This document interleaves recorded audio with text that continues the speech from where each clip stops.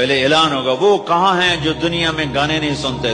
لوگ ہوں گے یا اللہ ہم ہیں، اللہ کہیں گے آؤ بیٹھو، تو اللہ تبارک و تعالی جنت کی حوروں سے کہے گا سناؤ انہیں۔ جب وہ سنیں گے تو اللہ کی طرف سے الہام ہوگا، وہ میوزک سٹاپ ہو جائے گا۔ اللہ فرمائے گا کیسا ہے؟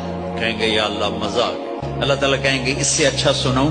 کہیں گے داؤد علیہ السلام آ کر ممبر پر بیٹھیں گے تو جنت کا میوزک چلے گا اور داؤد کی آواز چلے گی تو جنت بھی جھوم اٹھے گی۔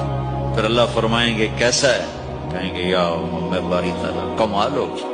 اللہ فرمائیں گے اس سے اچھا سنو؟ کہیں گے اس سے اچھا کیا ہے؟ تو اللہ فرمائیں گے یا محمد یا حبیبی، اے میرے محبوب آئیے آپ کی باری ہے، بیٹھئے ممبر پر، میرے نبی بیٹھیں گے، آپ کی آواز اور جنت کا ساز، پانی بھی تھم جائے گا، ہوا تھم جائے گی اور ساری جنت مست ہو جائے گی۔ میرے رب پوچھیں گے ہاں بھائی جنت والو کیسا ہے؟ وہ کہیں گے اللہ مزہ آ گیا۔ اللہ کہیں گے اس سے اچھا سنو؟ کہیں گے اس سے اچھا بھی ہے کوئی ہے؟ تو کہیں گے اللہ ہاں اب تمہارے رب کی باری ہے، اب تمہیں اللہ سنائے گا اپنا گھر۔